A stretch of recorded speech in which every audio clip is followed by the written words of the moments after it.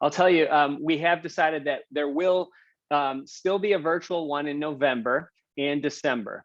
And I don't know yet about our in-person events for November and December. I'm still holding out hope that we can return to Moon Palace, but Moon Palace hasn't officially confirmed that with me yet. So I'll keep you guys posted, but at the very least, we'll have virtual. And if for some reason it doesn't work out at Moon Palace, Local Roots has offered to let us come inside. It's like, you know, they tested us out for a few months and they're like, people can sit inside. It's okay. We trust them. They're not going to steal the silverware. I don't know exactly how it will work in there. They have a separate room. It's not huge. We've been pulling down about 35 people in person, which has been pretty good there, which has been great for the outdoor space. So if we have to move inside, we'll have to see how that works at Local Roots. Otherwise, hopefully we're back at Moon Palace in November in person. But either way, we'll continue to do virtuals November and December. So thanks to the Friends of the St. Paul Library for continuing to support Books and Bars and our virtual events. Also, I'm wondering if Wendy is here yet. I don't think I see her. I'm waiting for Wendy to make some announcements, but I'll just continue on. And when Wendy appears, I'll take a little break and let Wendy talk about the Friends for a second. So let's see, Madeline Compton. Have you done this before, Madeline Compton? I don't want to single you out. I want to make sure you feel comfortable doing Books and Bars with us. It's really easy. I put some instructions in the chat. You just raise your virtual hand. I'll call on you and then unmute yourself and ask a question or make your comment. My name is Jeff Kamen. Welcome to Books and Bars. Thank you guys for being here with us tonight virtually.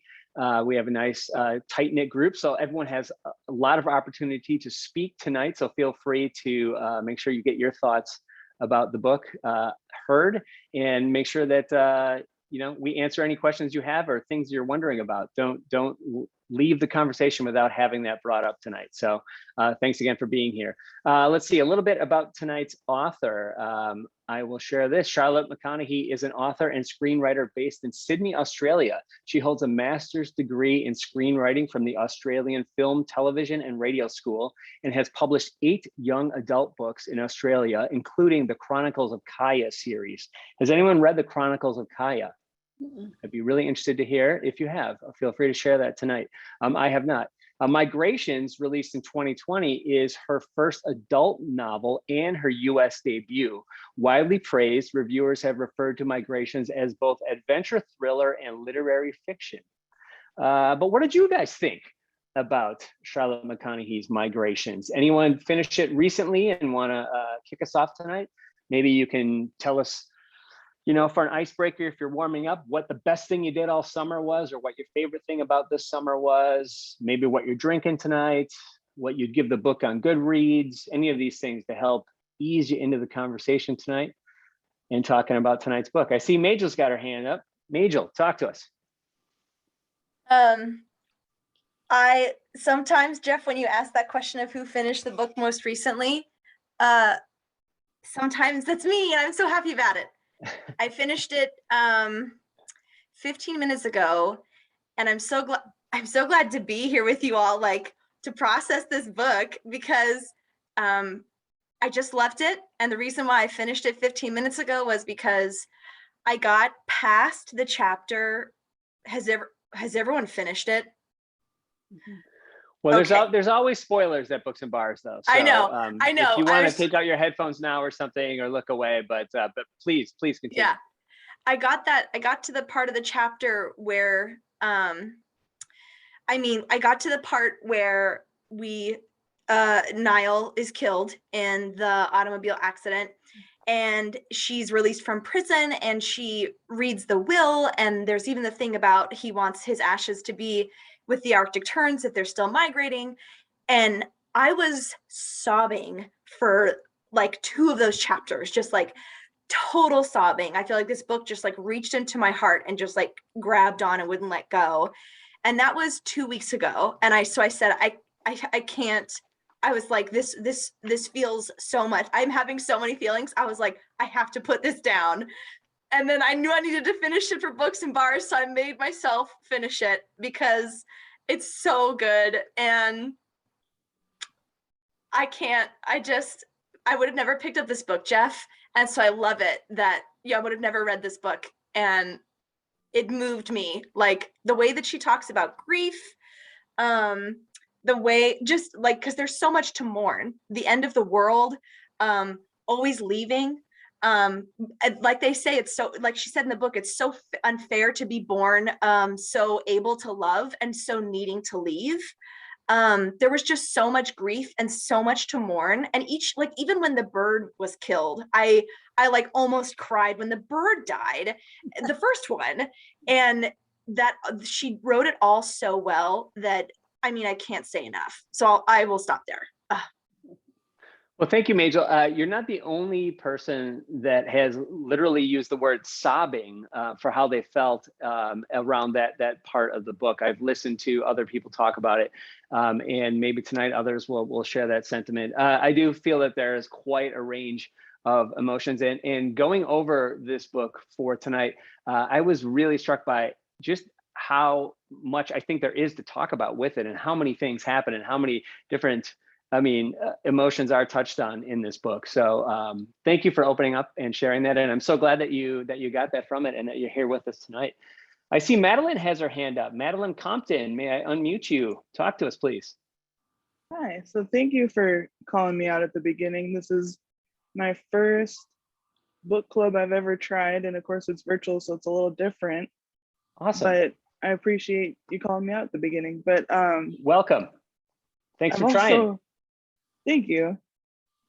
I've also been slowly getting back into reading, and even slower been getting back into fiction. And this was such a nice book to come back to fiction into. I also would have never picked it up on my own. And I think what I want to share is the first chapter, just how it's introduced. I just had no idea what to expect. So I said, okay, I'm reading a book about birds. I'm reading a book about a bird scientist. And my favorite overall part of this book was how it introduced more and more information so seamlessly throughout the chapters. I felt like it was just so smooth. Yeah, it's really interesting how McConaghy parcels out the information and how she told the story. And in researching this, she talks about how she wrote it in order, in chronological order, to really get a feel for the pacing and how she was editing this, and how if a flashback didn't feel right there, if it wasn't connecting to the same thematic elements she was talking about in the current scene, maybe she would move it or take it out. And she felt that going on that journey chronologically, and then what were the things that made sense to flashback to at that certain time. And it's like a mystery in some ways. I mean, trying to figure out exactly, what happened and why. And I think it was really interesting the way that she wrote that and then parceled it out. So thank you. And thank you so much for making us your first book club attempt. And I hope you enjoy it. I hope you have a good time, and you're welcome to come anytime you want. So feel free to raise your hand again if something else comes up. But we always give preference to the fresh hand that hasn't spoken yet. So I'm seeing Kevin with his hand up. Kevin, I'm unmuting you. Talk to us. Yeah, I'd just like to agree with everyone else. I really like this book. I think it definitely carried by the strong main character, Franny, and I loved her relationships with her mother and her grandmother, and her husband, Niall. That's his name. Mm-hmm. I do think, surprisingly, though, the weakest part was probably the crew of the Saghani. They felt kind of like stock characters, but again, it's Franny, just the strength of her character just carried the book so well that I give it maybe like a strong 8 or something. It is kind of interesting too that you mentioned that she used to write, was it children's or YA novels? YA, yep, YA. Sometimes it did feel like she was trying to make it as adultish as possible, especially when we got Ennis's backstory. It just felt like after all of the sort of trauma and tragedy that we had gone through with Franny, it just felt kind of a bit much. Like he lost it. He's no longer with his kids, and his ship is sinking, and his ex-wife has Huntington's disease, and it's like one thing after another. It did kind of feel like laying it on a little thick at times. But it's still a great book, I think. Great. Thank you, Kevin. I see Will's got his hand up. Will, talk to us. Hi, everybody. I absolutely love this book, although it was very hard to read, I found. Just emotionally challenging. The writing was just beautiful and fluid. I love the way the story is framed in the personal tragedy of this main character and her struggle and trauma with her family in the backdrop of, the climate collapse. I think 2021 has been a summer for me of really investing and learning a lot about climate change and societal collapse. And a different book I read, nonfiction, around the same time as this is called The Uninhabitable Earth by David Wallace Wells, which is this kind of charts out what the next 50 years, the spectrum of what the next 50 years could look like. So it was really interesting kind of seeing a literary fiction meditation on that. At the same time, I was like reading this kind of sciencey book on the topic. But one of the things Wells says in his book is like, climate change is going to become such a massive moment in all of human history that like there is no longer going to be a disaster genre or the climate book. All books and stories and films in the coming years are going to be a reflection on this thing we're going through. And, between this book and Devolution and some of the, the world, leave the world behind, I've really felt the weight of that this year. One other comment really quick. I love all the world building and like the little just like tidbits of world events or history that like filter in, whether it's the poachers who broke into a sanctuary to cut off the tusk of the last rhino, or like, people suggesting get to the woods while you still can before they all just die. So, super, super bleak book, but beautifully written. Thanks, Will. And I totally agree with you about the climate change aspect of it. I don't think that I'm intentionally trying to pick this many climate change books. I just think, honestly, it is such an important topic that affects everyone in the world that more and more people are writing things that touch on it thematically or overtly. And I just feel like, I didn't think about it when I look back at this year, all the ones you named being, maybe, we used to read so many World War II books, and maybe now we read climate change books, but it's very important. And I think when I'm picking nonfiction books, I'm trying to think of something that isn't so narrow of a topic that wouldn't interest everyone. And like I threw out the other day, the idea of The Body by Bill Bryson, because we all have one, right? Well, climate change, we all have one, okay? So, there'll probably be more books that deal with climate change. You're absolutely right. And I'm glad that you've tackled this topic head on, and then you found this book rewarding also. I see Donna has her hand up. Donna, please talk to us. I'll just agree with several things people have said, that I think as William said, that whole backdrop of the climate change, I think made this feel very current, but I thought the personal story was so gripping and I had so much confidence in this writer.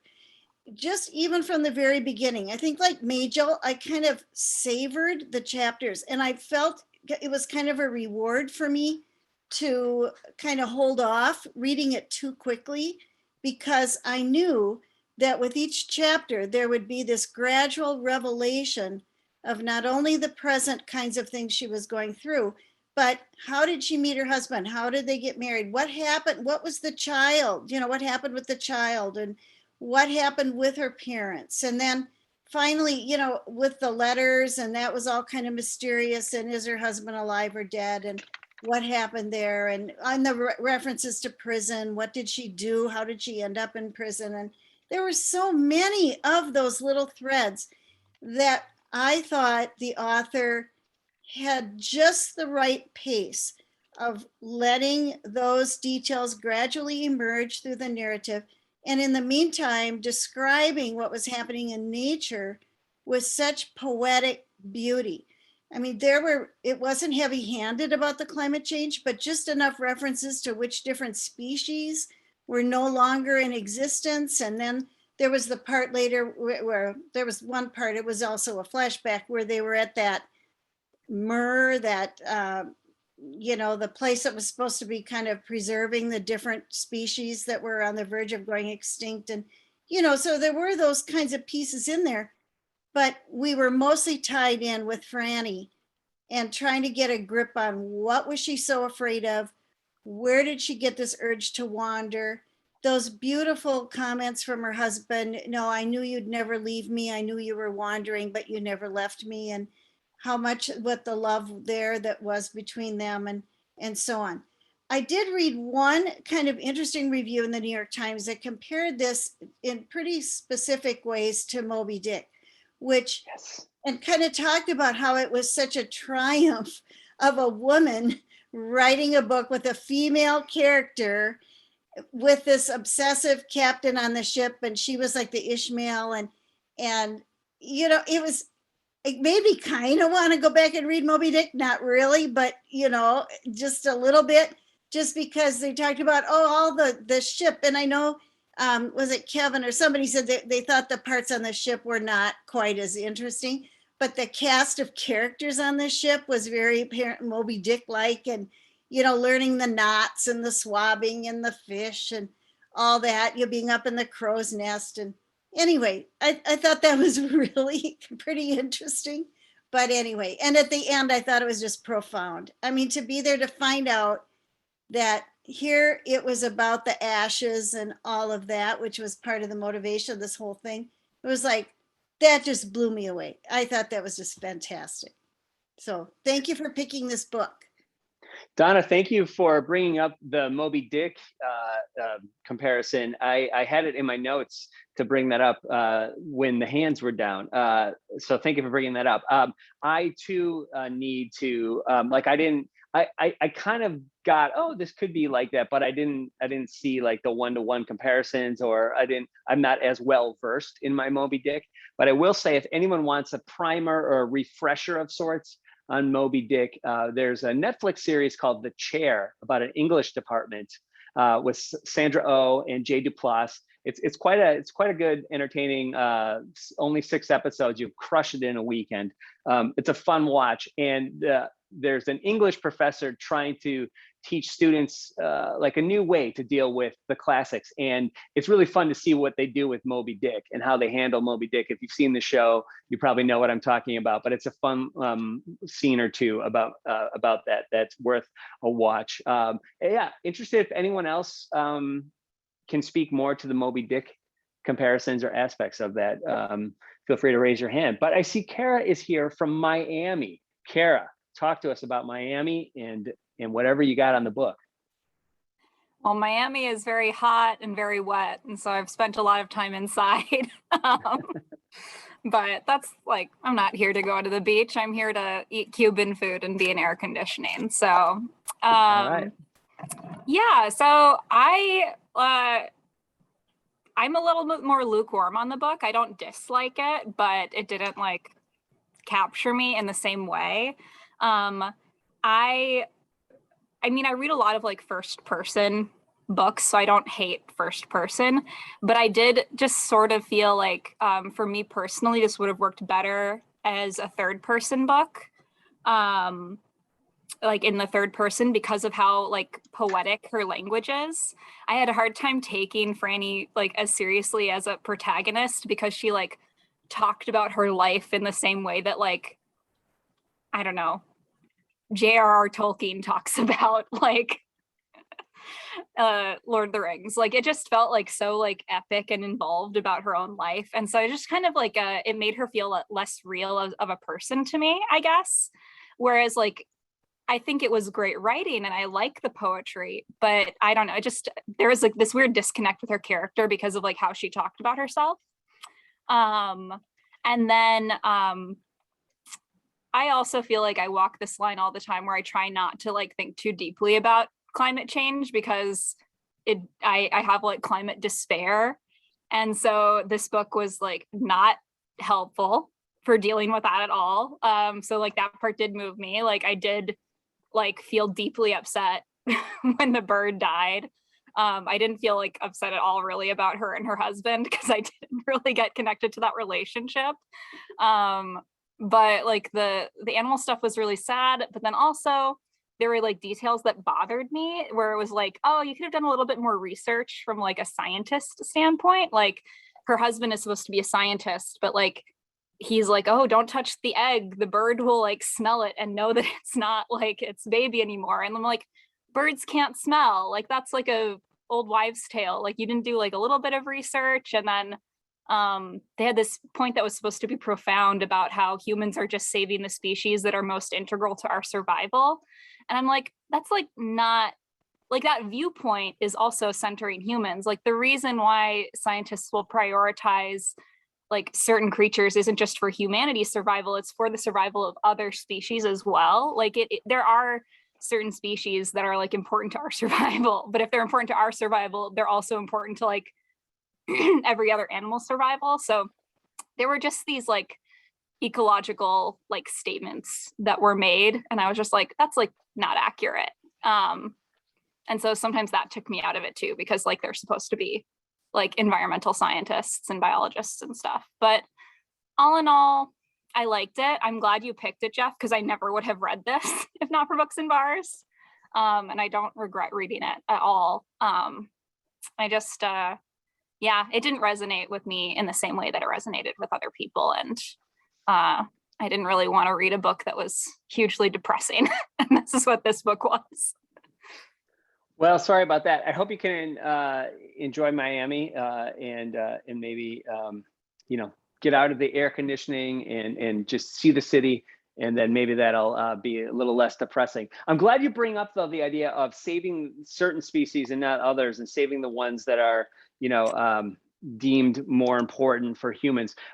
Can't you imagine, though, that might be the way it goes, the initial arguments? I'm not saying that it's right and that's a good scientist, but I could see maybe politicians or someone above the scientists making that decision and saying, well, if we're going to do this, we're going to save the ones that benefit us, you know, the most. I'd argue because then, against that, Jeff. Politicians don't always make smart choices. They'll pick something like saving the pandas, even though the panda is ultimately like not a helpful species to save for anybody. So for sure, I'm not saying that the politician is making a smarter choice. I'm saying in the realm of the book, for me, it wasn't necessarily a flaw or an unbelievable part, because I could imagine that being, you know, well, that's probably naturally how some people are going to decide that, or they're going to, you know, decide to save those first, that sort of a thing. But I appreciate that. First of all, you may have completely blown my mind on something I didn't know. So this whole thing about if you go and like go up to a bird's nest or touch the eggs or get too close to the eggs, that's not true at all. Yeah, so you still shouldn't touch it, but it's not because of smell or anything like that. It's just because moving them like is also just not good in general. Yeah. But like if you see a nest and like you feel like you could do it without like disturbing anything, like you could put the egg back and birds can't smell anything. So that's a complete myth. Yeah, it's not. Yeah. Okay. So it is still good to like, you know, not touch things, but like that's something you could do if you knew where the nest was and were pretty sure you wouldn't like disrupt anything else. Okay, excellent. That's one to grow on with the shooting star right now. Thank you. Sue's got her hand up for a while. Sue, unmute yourself. Talk to us. Kara, thank you for the term. I was trying to figure out what to call it, but climate despair is a good term. And I agree with most of the folks. The writing was amazing. I'm glad I finished it. I'm glad I read it. But the first 50 or so pages, I think it was just everything going on in the world, and I just was in a funk and I did not want to go forward with it. And so the story itself, I think as I kept reading, it helped. And then at the end, I actually thought it was hopeful. It kind of felt to me like the ending of Station 11, where you get a glimpse of hope for the future. And so I kind of caught that at the end. It wasn't quite as dismal. It was like nature has a way of coming back if we just kind of get out of the way. I think might have been the message there. But again, after I got past that, I'm just not going to read this. This is too sad. And just kept going. I'm really glad I did. Thanks, Sue. Yeah, I also think there is a connection to Emily St. John Mandel in her writing. I think they've blurbed each other's books, or at least Mandel maybe did this one. And I've seen other comparisons to Station 11 with this one. I too felt that, I mean, there's definitely hope for Franny. I feel by the end, things are a little better for her. You know, she's, I think, deciding to live and to make the most of it. And I don't know, I feel like there was some hope. It was definitely, it's a sad story, and it wasn't an easy read, you know, and I could see it being kind of a downer for a while. So I appreciate that. But I'm glad that you found some hope at the end too. So thank you for sharing, Sue. I see Avia has her hand up. Via. Hi, Jeff. Hi, everyone. Hi. Yeah, a lot of good stuff about this book, but also in a way, I kind of maybe agree a little bit more with Kara, that I'm a little bit lukewarm on it, you know, some pluses and minuses, and it didn't completely grab me. And I'm trying to figure out why. Some of the, you know, a lot of the writing really was very beautiful, very poetic.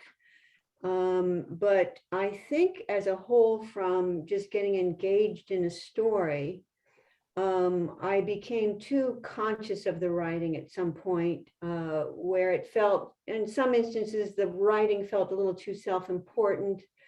Also, it really is very difficult to do a first person present tense effectively without being conscious of that, you know, that technique, or, you know, the way it's being written. So in a way, I was taken out of the story sometimes just by the way that the author chose to write this first person present tense, and being sometimes a little bit too carried away with the poetry.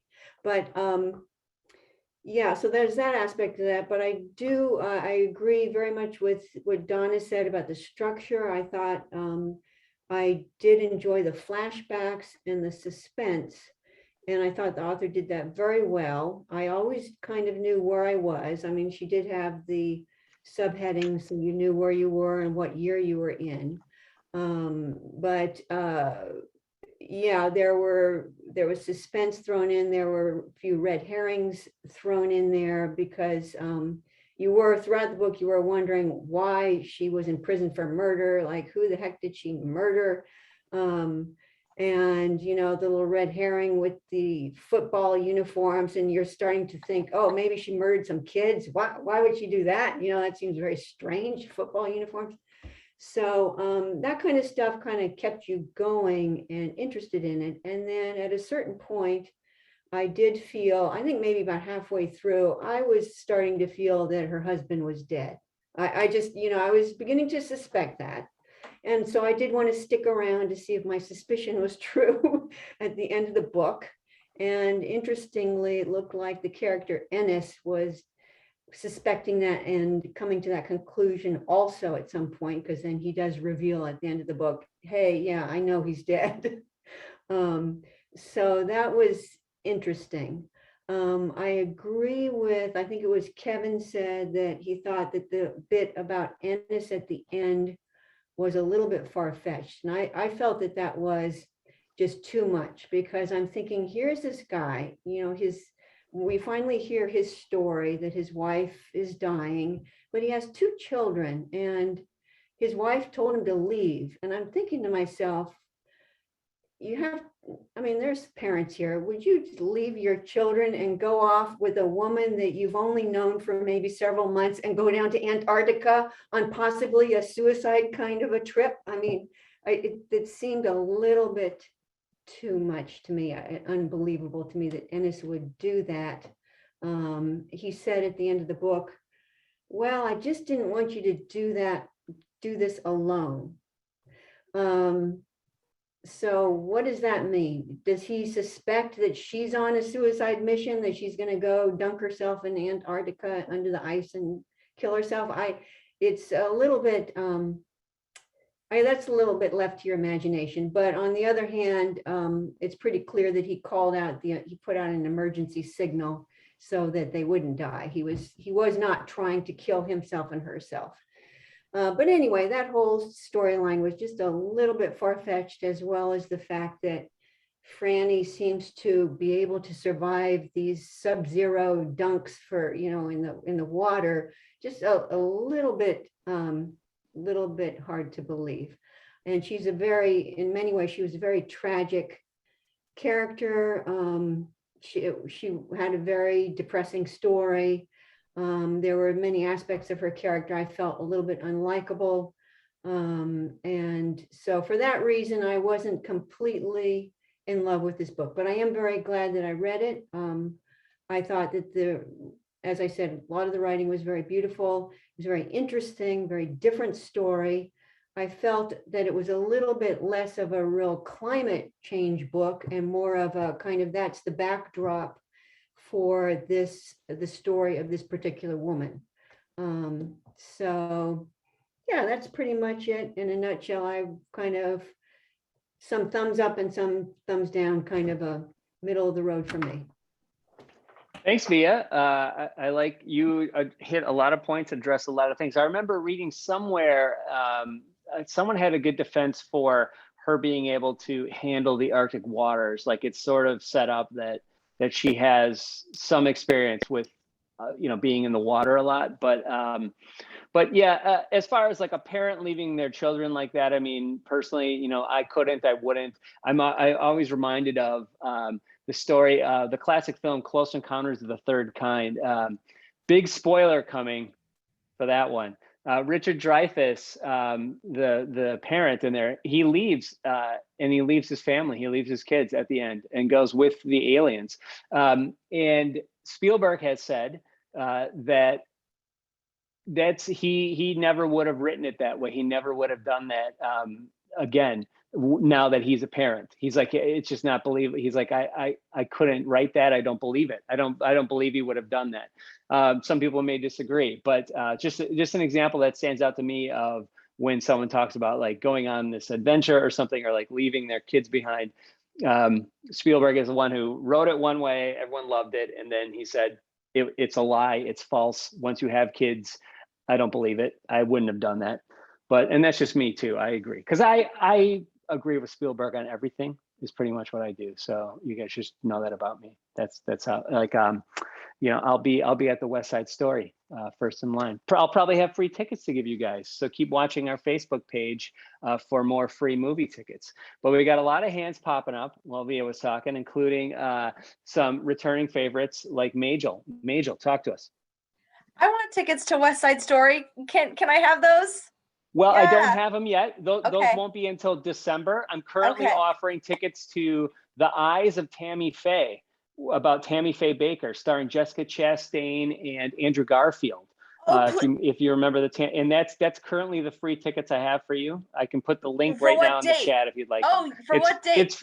It's for next Wednesday, the 15th at Showplace Icon, 7 p.m. I won't be there. You know what? There's many more to come. I'm very excited. Okay. We have a great looking October of movies coming up, including Wes Anderson and Edgar Wright. So it's going to be a great fall of movies. Just stay with me. Stay with me. I got Jessica the free Chastain. That's the thing, is that I love her. So I will put that in my put that. Boop, boop. Yeah. It's interesting for let's see, Kara and V, and then maybe somebody else kind of mentioned that like first person kind of writing. And I think that's so interesting because to me that was actually the strength. No, maybe not the strength, but like one of actually the strengths of why I feel like I could be with her so easily. And it's so funny that V especially honed in on the cold because I thought the author's some of her most strongest and poetic writing was two things.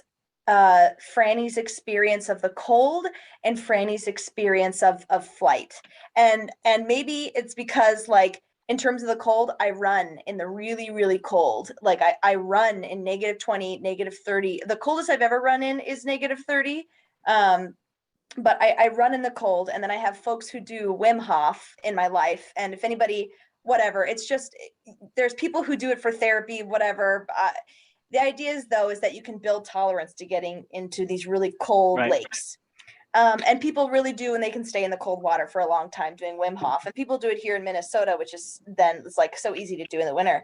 And so I wanted to read actually something that stood out to me from exactly like this first person description of the cold that I was like, this is why I love this book. So this was like one of the earliest ones I could find. She writes, this is when she's going to go save Ennis because she sees him at the walk into the fjord. She writes, I plunge into the fjord and, oh, out flies my soul, sucked through my pores. The cold is familiar and savage.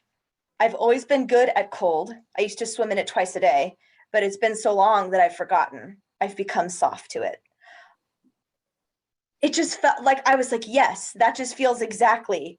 Oh, it just struck me. So it's interesting that folks are having kind of that, because I think I took it so differently, that the first person narrative and her writing about the experience of the cold made me think that she's been out in the cold, the author herself, because it just felt like the way that your brain stops, oh, and like my soul got sucked out. I'm like, yes, yeah.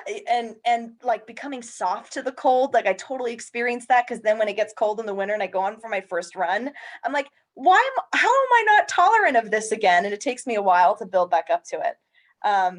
Yeah. Excellent. I know people that do, including my wife, who have done the whole, jump in the freezing waters for different occasions, for different reasons. And I go past people all the time in Lake Harriet in the winter that have made their ice hole and they're in there. So I myself, I would do like a polar plunge or something and get right out, something for charity maybe, or for the gram. I would do something, but there's got to be a towel and like a sauna nearby. I like that, like sauna to cold and then back into the sauna kind of thing. Like that works for me. But but thank you for finding that and reading that portion. If anyone else has I love hearing what you thought about the writing style. Via mentioned it a bit. And if anyone else has passages they want to point out or talk more about the style, feel free to raise your hand. But Kara's hand is up again. Kara, talk to us. I didn't touch on it in my first comment because I feel like I said a lot of things, but I will say the other thing I did feel this book was missing was like a more diverse perspective. Like they did have some non-white characters, but they're pretty minor. And I think she's probably like writing what she knows, but I did kind of think like, I do think like, I mean, especially when I think of climate change, like just the areas that are going to be most like devastated by climate change first and that will be most affected are like areas where it's like predominantly non-white people, right? And so I did kind of feel like, we're looking at it from like a lot of it is like the big speeches that Niall would make like to his college students, like as a professor, that also like kind of put a distance to the whole thing that kind of rubbed me the wrong way, or just, I don't know, like he got very like self-righteous over all of it. And I'm just like, and I think to her credit, like she wrote his character and that he was like aware of his own hypocrisy. So I'm not like, I don't know. I mean, she acknowledged the things I don't like about it, and I still didn't like it. So I guess what I would say to that, like I still would rather read another perspective on the thing. And then another scene, so again, most of the book kind of was more lukewarm, but I really didn't like, and I kind of felt it was unnecessary, like the whole the scene where there was like environmentalist like hate groups going around trying to like murder fishermen, and how like she encountered a man who like was gonna rape and kill her because he was like so pro environment. And I like was like deeply like uncomfortable at that scene, and I was kind of like, obviously you can have like sick abusive men who like use ideologies to like justify their own like bad behavior, but it also kind of reminded me of like, you know, how people on the right like to like talk about like the intolerant left, and they're like, oh, like they're so extreme that they're gonna like, you know, murder people because like they're so pro environment. So I was kind of like, so they have these like posses of environmentalists like going around in gangs looking to like beat up fishermen. And so I don't know, that part of the world building I felt like maybe needed to be developed a little bit more, because I was just kind of like in that section like, what is this? And then when it got to the point where she was going to be like raped and murdered, I was like, what is this? So that part of the book, I don't know if anyone else has thoughts on it to help me unpack it. That was like one of the parts where I was like, what is happening? Yeah, I think that was something where she was trying to accentuate that this is like things are worse than they are now. This is somewhere in the near future, not too far in the future, but imagine like climate change is that much worse that maybe it's driven people to this level. I read another review or another interview where they talked about saying it wasn't realistic to them that anyone in like a fishing village, you know, where people like, you know, would have with signs like what those people had, you know, about like, you know, save the fish, kill the fisherman, or some, there was some signage that some of those people had.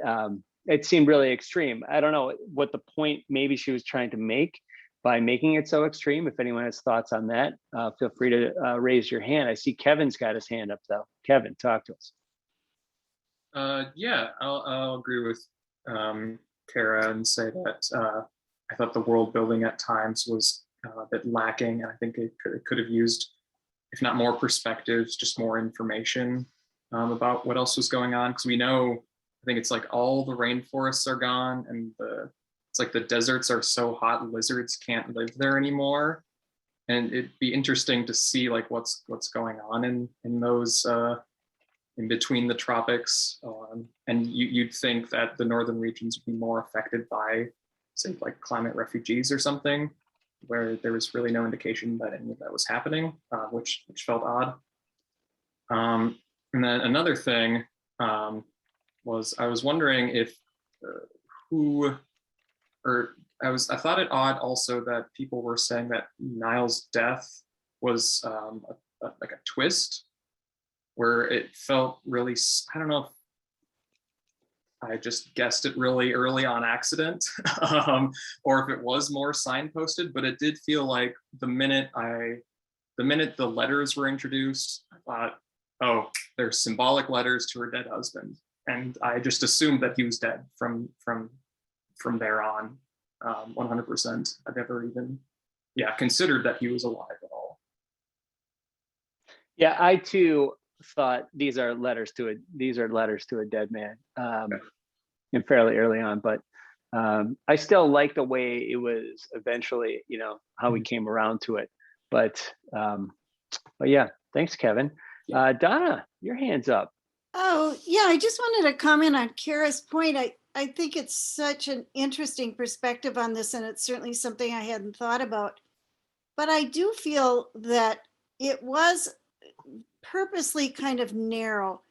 I think there's lots of other world building this author could have done, but I think when it gets down to it, it was really a story of this particular woman and her search for her family and her because she was Australian and Irish, and these were, there's a lot about the Irish culture and how she was, when she spent that time with that woman she had tracked down that was a kind of distant relative or knew her mother or whoever that was, and the songs and the family traditions and so on. And I think the idea was that in Ireland, it's very much it's very water oriented. It's a small country. There's water. There's the fishing is a big deal. You get out on the ocean, and I mean, there were no deserts in Moby Dick. I mean, I think when it gets down to it, she really wanted to focus on this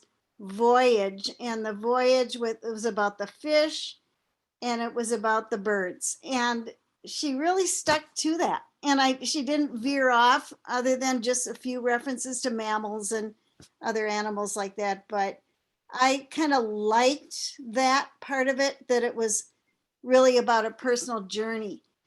I do wish that I knew a psychologist who could comment on whether this is actually a condition some people might have in real life, that they would have these dreams and then in their dreams do the kind of sleepwalking and end up in a whole different place and be strangling her husband and not remember any of it. I mean, I don't know enough about those psychological conditions to know if that's realistic or not. It certainly was compelling to read about. But does anybody else have an insight into that? Looks like Majel does. Majel, you want to chime in on that? The psychologist says, actually, I think we need a neurologist. Sleepwalking doesn't really come into our stuff. Oh, Okay. That's it.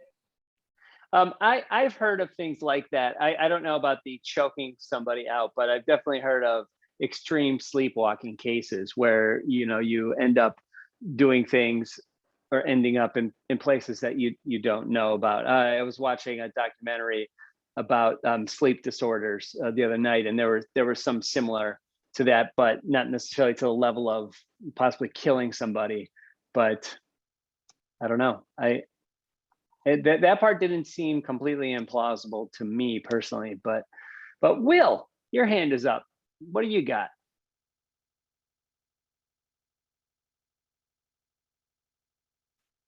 Will, are you still with us? Yeah. I wanted to just, comment on the diversity aspect like a little bit.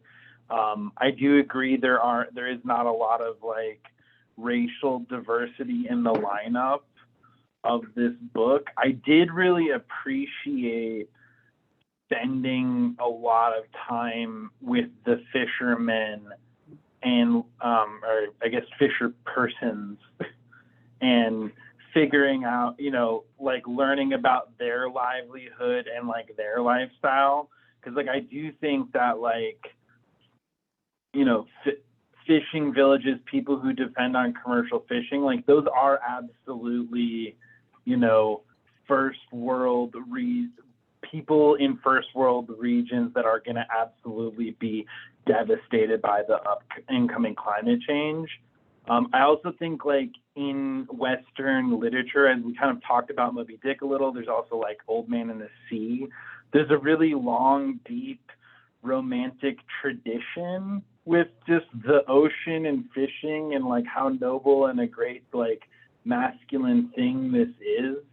And like, I think like when I think about people like talking about like, oh, the coal miners can't have their job anymore, it's hard for me to like picture why that's a problem, because I'm like, well, who wants to be a coal miner? That doesn't seem very fun at all. But like once you take away like boats, you're like, well, no, there's these like wild people that just want to like live on the ocean and fish and not have to deal with like society or humanity. And so I think outside of just the climate aspect, I do feel like this, both Franny and like some of the other characters on this boat, like it felt like these are some of the last like wild people in the world that are not like part of civilization or society. And like, it's not even they're fighting for the dignity of their craft. They're like, this is the last place I can just like unplug and be crazy, and that drove the trip all the way down to the Antarctica. And it was fine if it was a suicide mission, because like they didn't want to live in a world where all boats were docked by the government anyways. Thanks, Will. I've seen Madeline, our new friend's hand up for a while, so I want to make sure that we get to Madeline. Madeline, talk to us. All right, so my comment is, like, I'm listening to your all's comments, and I'm hearing two different things where, you know, the people that were kind of lukewarm to the book, some of what made it lukewarm to the book is that there were distracting anecdotes that like weren't based in science and that sort of thing. And then there's the world building side of things. And I wanted to throw in a world building anecdote that it just threw me and I just couldn't stop thinking about it, was when they finally decided that fishing boats were banned, all my mind could think about was, okay, the world government thought that fishing boats were banned. And so like on one side, I agree that if they had gone into more world building, it would have been details that would distract from the story of the main woman, and really was her story. But all these distracting details just made my mind go elsewhere. And so it's like I couldn't focus on the woman, I couldn't focus on her story, because I'm wondering about the bird and the touching the egg, and I'm wondering about the world government that all decided together that no more boats, and like I think it just was a bit distracting, but still a good story as well. Thanks, Madeline. Yeah, I think she walks a fine line, McConaghy, on, you know, if there's too much, you know, world building and too many other points like that, then it's going to take us out of, you know, what she wanted us to focus on in this particular woman and this woman's journey and her life. And the other stuff was kind of just maybe the context, you know, the context for it, and tied in thematically. But you know, it's another book. It's more Station 11. It's more Emily St. John Mandel style to maybe go into more of the details of what this world is, how far in the future are we, what climate change is different than the climate change we've experienced. Anyone else have other things we haven't brought up yet that you want to ask? Can you guys see? I'm not sure. Did you guys see? This is a test. Did you see that I wrote, what questions do you have? Everyone see that in the chat? Okay, just making sure. I feel like my chat was falling on deaf ears. I'm always chatting about stuff no one wants to hear about. You guys are talking about something else, and I'm just looking for a friend in the chat. No one wants to be my friend. It's fine. I'll just, you know, I'll just wait till you raise your hand. Majel's got her hand up. Thanks. Majel will be my friend. Hi, Majel. I have a question, and then I couldn't read it fast enough to see if Kevin had a question. But I have a question. I was wondering, like, what were people's, well, I have two questions, so I guess take either one, I don't know, or your own. At the end of the book, she switches very quickly into second person, I guess, like, and I was wondering, like, if there was a part of me that was just like, who is she talking to? And I'll read what I'm talking about. This is before she says Niall. So like there is one part where she says you and she's talking to Niall and ma'am, and she's mom, you know, she says, ma'am, you know, whatever. I can't do the Irish accent, so I'm not gonna try. Right, she says, blah, blah, blah. She sees the Arctic terns. I sink awkwardly to the ground and weep. For the journey they have made, for the loveliness left behind, for you, and for promises, and for a life that was given to fate, but could not comprehend your death's inclusion in that. So I don't know who she's talking to, so I was curious, is it any of the people who died? I don't know. So if people had reactions to that, I was like, who's that? And what were your reactions to that? And then my second thing was, her dad reappeared at the end, and I was like, wait a minute, like, where's he coming from? I thought, like, wasn't he dead? But maybe, so those are my two questions. Okay, so yeah, I thought that was another like whether it's written actually or not, but another message to Niall is the you in that one. And then yeah, the where are we in time when the dad is picking her up, right? She's getting out of jail for the second time, is that? And so yeah, I'm interested in so her dad was not dead, he was just in prison, says Kara. Yeah. Mhm. So there you go. I think she's in prison. She's getting out of prison from what she's done wrong here, right? So that's like we're all caught up. That's not a flashback, the prison, the pickup at the prison. This is like wherever we are in the most current time of this timeline. Mhm, Is that what you guys think? mhm. Anyone else? Yeah. Um, Go ahead. Go ahead, Donna. Oh, yeah, I thought, remember she originally was sentenced to 9 years and Mhm. then she got out after 3 on parole. And then when she was then, how she was worried about being apprehended because she'd broken her parole. So I assumed, because now it's 6 years later, that they put her back in prison to serve her final 6 years, because I thought she had the 3 and then she had the 6. And so then coming out then is when, by then her father was out, and I don't think we ever found out how he looked her up or whatever happened with that. But I thought it was kind of cool in a way because, she was intrigued by him and didn't really know much about him other than they had killed somebody and gone to prison. But then the fact that he had that bird, there's so much about birds in this book. I mean, that's just, even all those dreams she had about thinking she had feathers inside of herself and all of that, and a lot of references to birds, a lot of lines from literature about birds. And anyway, but she sees the bird tattoo or whatever it is on his hand and thinks it's like somebody had told her, was it her mother or something, said always watch for a sign. So I thought there was a hopeful moment. But yeah, I thought it was just that she went back. It's 6 years later, served her 6 years, and now she's got a new start.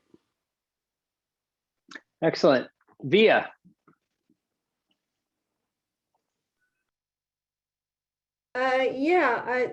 The very end of the book, I'm not 100% sure if, I guess we're led to assume, as Donna said, that she was just thrown back in for her parole violation to serve the rest of her term.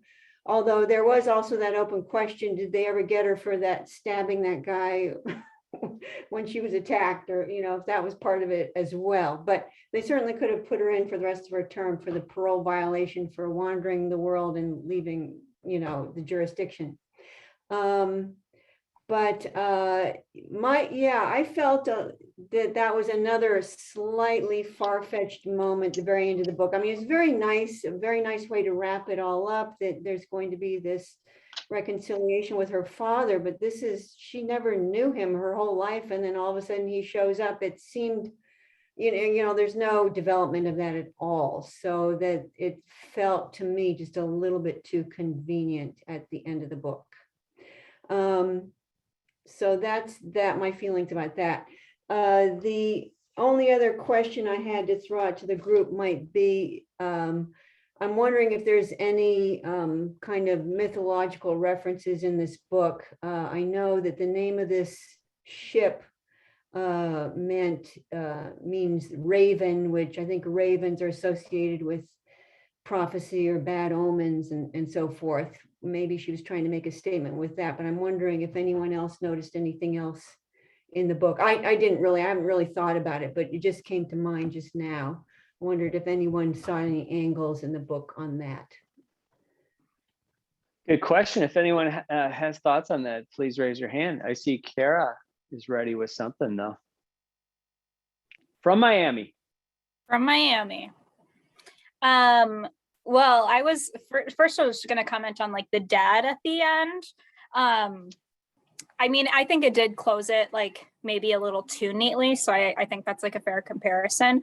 But like so much of the book is like spent criticizing like these like 3 generations of men, like her grandmother, her mother, and like her own relationship with Niall, and like how do the men deal with these wandering women, and like she's pretty unforgiving of her grandfather, and when she like talks to the grandfather and he asks about like her mother, she's like, she's doing great, she had a man who waited for her. And so like I did think like there was just a lot of like reflection on the book, and like her dad gets like a little bit of speculation but not much time. So I thought kind of like when she kind of had her revelation in the Antarctic about Niall and her family and her mother, that maybe like, you know, when she went back to prison, maybe she like actually reached out to him because she had never tried before. So I didn't like hate that as an ending. Like it felt kind of right. And then as for like mythology, like they reference it directly in the book, but they compare her to a Selkie numerous times. And I did actually think that was super appropriate. Like I thought, you know, because she's Irish, I mean Australian too, but like the Selkie mythology comes from like Rowan and Nish, and like it's about these women who are like you know, their skins are stolen by fishermen to keep them on land with them, and there's always this yearning for them to like go out into the sea. And so yeah, I mean, I thought like that was like a really good reference. I think I had kind of had that thought about her before one of the sailors even made the comparison, because like there was this like almost supernatural yearning to wander that she had. Thanks, Kara. Kara, something that stood out that you said is you should get a T-shirt that says it, or it could be, you know, your Twitter bio or something. I didn't hate it, but that's like the best I'm gonna get on most of the books I picked with Kara. I didn't hate it. I feel like my dad always said that the highest Minnesota compliment was "I've had worse." I've had worse. Yeah, and like the biggest insult is "I've had better." So, well, I could say I've read worse books. That's like let's think about it this way. Madeline, we at least know Madeline hasn't had worse because this is her first book club. So hopefully she can't at least say she's had worse. Now, you know, I mean, she may have can say that about other books she's read, but she can't say she's had worse book clubs. Well, Madeline, I'm famously the one who's negative about all of our books. But wait a minute, I just realized what I just said though, is she can't say she's had worse. So she could say this is the worst book club experience she's ever had. That's I mean, true. it's also the only one she's had, which is where I would want the asterisk and I'd want to explain ourselves. So I'm just hoping she's not thinking these things right now. But, you know, she'll have to let us know. We'll have to check in with her at the end, how she's feeling. And the true test will be if we see her again, if we see her next month. I hope we do. I really hope we do. But, you know, hopefully she will have worse later and it won't be us. All right. Anyone else? What else haven't we touched on? Anyone else on her writing style? Any of the other characters? Your thoughts on migrations? Did you guys think that I think Leah was her name? Do you guys think Leah is still alive? Donna thinks so. Angel is like, what the F? I do. Yeah, I do.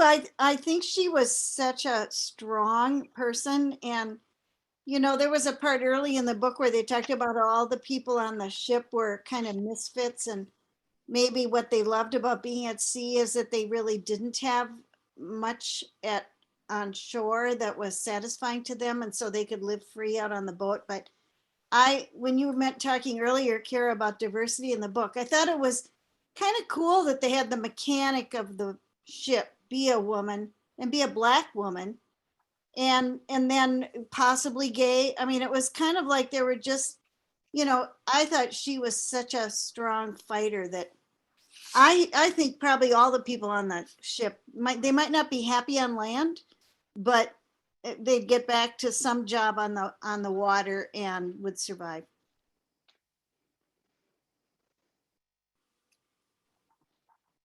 Kevin's got his hand up. Kevin. Yeah, I guess I wasn't sure if she lived or died, and it's another part of the world building that kind of bugged me too, was when I got to the end and it said like 6 years later. And even though there is a bit of a hopeful message with all the Arctic terns, it turns out they're all alive and they found a bunch of fish. It did feel like, well, half these people have probably starved to death or died in the climate wars, or they wandered into the desert and their blood boiled away or something. I don't know. It just the fact that the world building before and during the middle of the book seemed so bleak. It's like, even if she died or if she survived the blow to the head, she probably would have died from some other horrible climate thing pretty recently afterwards, which felt a little depressing. Yeah, those climate wars. Maybe that'll be the sequel. Climate wars. No, she's working on, or maybe she has another book that's going to be out really soon. Actually, something about wolves. Anyone know offhand? I forgot to share that information. I'll have it for you in a second. Anyone Yeah. else? And Go ahead. She actually has an excerpt. I don't know if anybody else had the ebook. It's called Once There Were Wolves. It There you definitely like had a hook of the first sentence, which is, when we were 8, Dad cut me open from throat to stomach.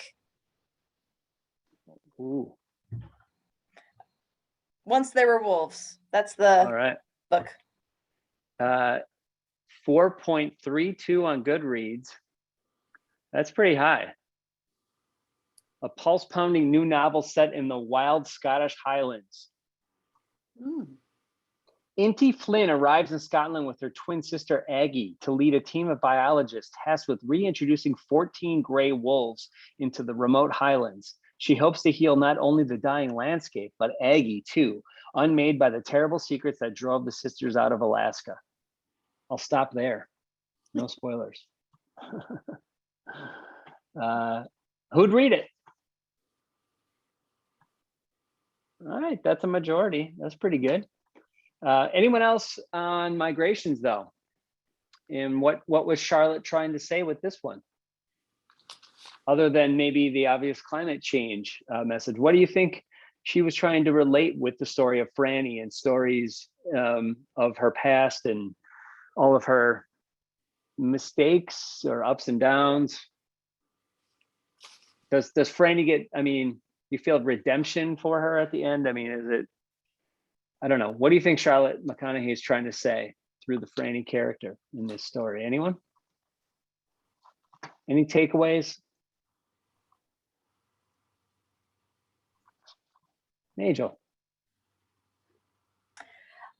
I'll say that something I think that she achieved is, since the book is about, I mean, migration, obviously, and they spend so much time talking about the Arctic terns and their instinct to fly and their instinct to find fish. And so we have this character who has a yearning to always leave. I thought something that maybe the author communicated and imagined, and something that she wanted to leave us with, is an imagining of what it feels like to have an instinct to migrate. There were just so many ways that the author spoke about the feet leading themselves, like her feet leading her, and without her suddenly realizing it, she's in the ocean. Without suddenly realizing it, she's on a train to go to a library. Doesn't even think twice about what she left behind. And so I wondered, or maybe not I wondered, but I think maybe something the author wanted to imagine and wanted to play with and leave us with is what might it feel like to have an instinct to migrate. Right. And Niall accepts this about her and is like, you're a wanderer. I know you have to, like, this is just it. Like, this is you. And any trying to stop someone who is a wanderer is not going to work. I mean, you have to let the person go. You know, Sting once saying, if you love someone, set them free. Free, set them free. If they come back to you, then they were yours. If they don't, they were never yours to begin with. So you might have seen Sting in he's a murder suspect right now on Hulu in Only Murders in the Building with Martin Short and Steve Martin and Selena Gomez. So, but yeah, I always go back to the sage words of Sting. No, I that's a great point about the migrations. Kara, what do you have?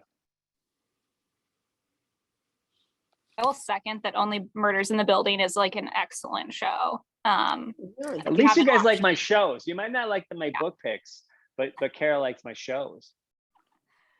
Yeah, we have similar tastes with our media, but not our books. Yeah, I guess just something you said, Jeff, like, do you think she like is redeemed or whatever? I don't think she really did anything where she needed to be. Like, I was totally expecting her to have actually more actively been a participant in like a murder based on like how she was talking. And like, I thought that it might have been because she seemed to be in kind of like a crisis and a like spiraling, that maybe it had something to do with that. So I don't know. I mean, to me, it was less that she had to like be redeemed and more that she just needed to like find a way to like forgive herself and like learn to like live in the world. Like I was kind of, because of just the tone of the book was very depressing to me, I was like kind of anticipating her like killing herself in the end, like kind of like The Awakening, like just walking into the ocean and like, you know, she's gone. Like that was really what I was expecting. So the fact that it wasn't like that was a plus for me. And then I lost my train of thought and I can't think of what my other comment was.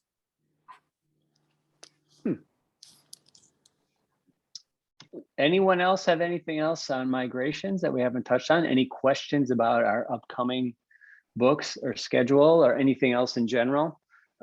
Anyone coming tomorrow night? Anyone coming tomorrow night? Oh, Carrie, you got it back? Go for it. Yeah, sorry. I just remembered when you said about migrations. That just reminded me of like a really great book. If anyone like hasn't had a chance to read it, it's called Exit West by Mohsin Hamid.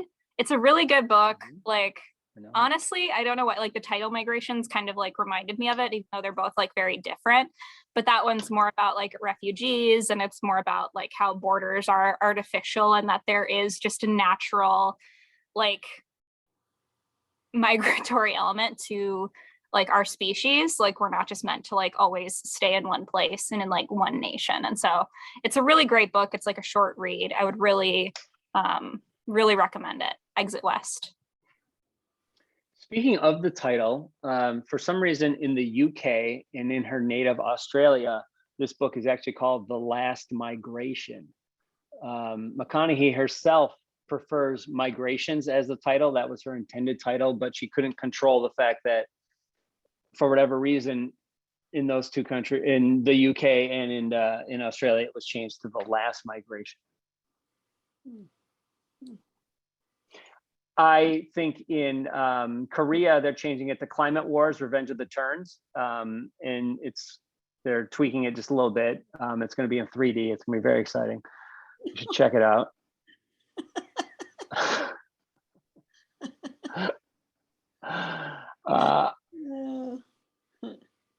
All right. You guys, thank you. It was a nice intimate group tonight. Maybe we'll gather around a fire tomorrow night in person. It'll be another intimate group. We'll see. Or maybe there'll be 35 people again.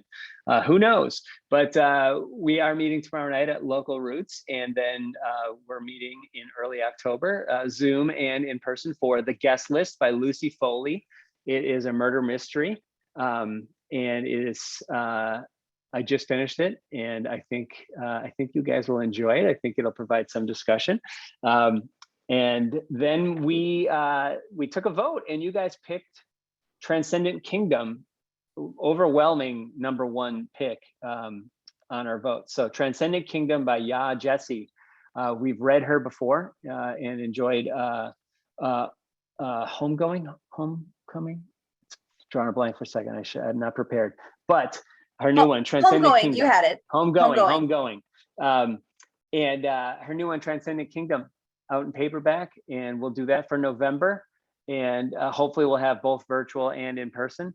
And if I go by votes, I put it in the chat. You can see the top 5 for some other ideas of what might be coming up. But based on the season, I know the Midnight Library would actually be a good over like December leading into January kind of book. It deals with the holidays and making a new start at New Year's a little bit and stuff. So the Midnight Library, is what I'm thinking is going to be the December pick, but we'll see. We'll see if we're, it depends on if we're in person and stuff.